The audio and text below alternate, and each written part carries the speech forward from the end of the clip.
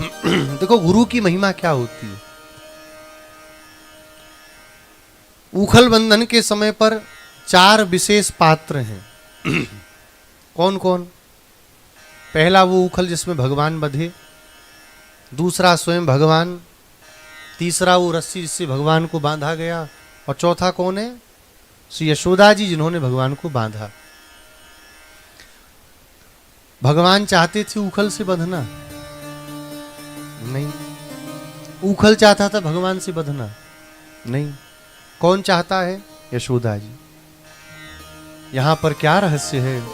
बोले यशोदा है आचार्य, ऊखल है जीवात्मा, और श्री कृष्ण तो परमात्मा है ही।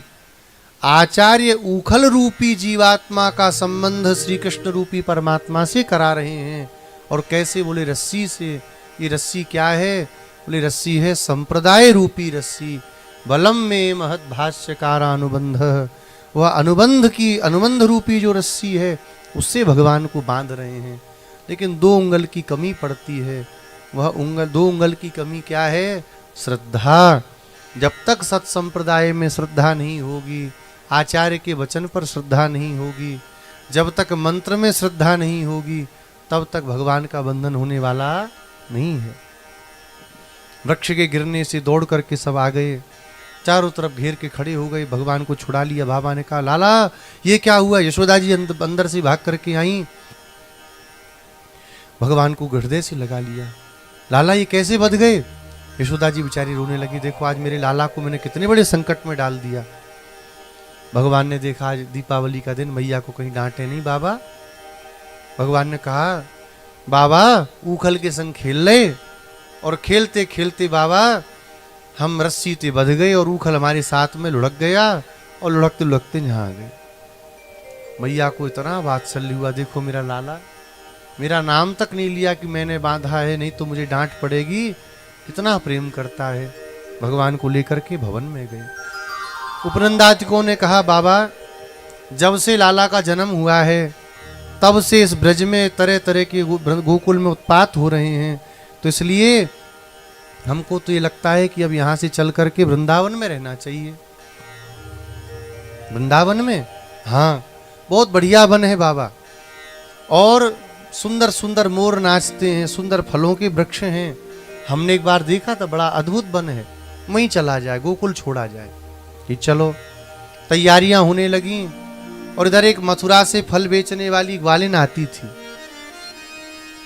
बड़ी सी टोकरी लेकर के फल ले लो फल ले लो फल ले लो। क्रीणी ही भो फलानीति सुत्वा सत्वर मच्युतः।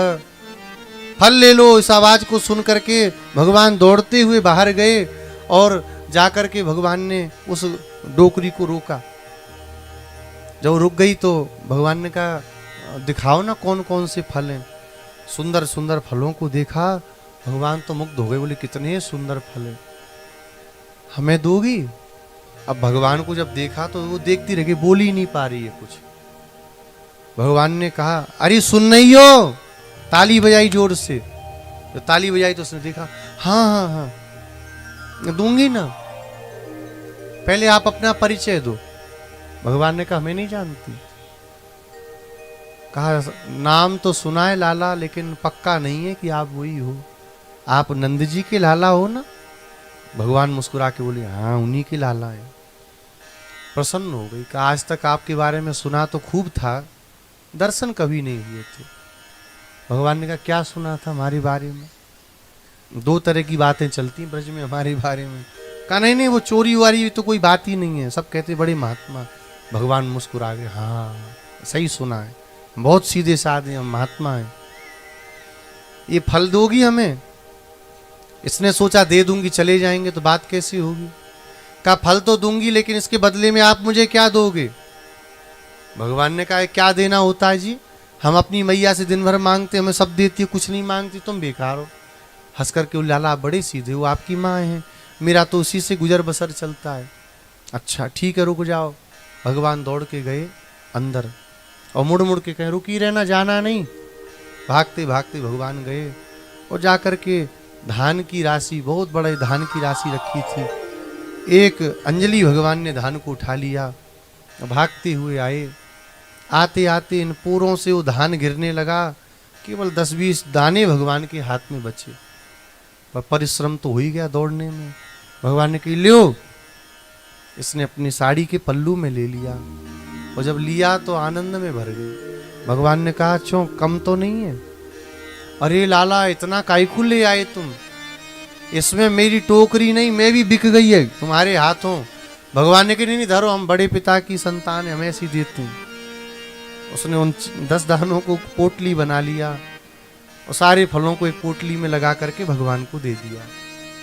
जब चलने लगे भगवान, इसके मन में आया एक बार कन्हैया को मैं गले से लगा लेती, एक बार मेरी गोद में आ जाती। लेकिन मैं कहाँ, एक सामान्य फल बेचने वाली, कितने बड़े ये नंद जी के लाला, कोई देखेगा क्या कहेगा, ये क्यों मेरी गोद में आएंगे। तब तक भगवान पीछे मुड़े, सबका भाव जानते भगवान, मुड़ गए भगवान पीछे और दौड़ के आए, गले से लग गए, माथे को चूम के बोले मैया अब यहाँ मत आइयो, हम सब वृंदावन जा रहे हैं, वहीं आइयो। इतना कह के जैसे ही भगवान चले, एक यमुना जी गोकुल के पास बहती हैं और 2 यमुना जी इसके नेत्रों से बहने लगी। टोकरी को उठाया, सिर पे रखा, पागलों के समान मथुरा के लिए चल दी। चलते चलते यमुना जी आ गई, पता भी नहीं चला, उतर गई यमुना जी के जल में। जैसे ही थोड़ा जल ठंडा ठंडा लगा, होश आया, अरे बाहर आ गई।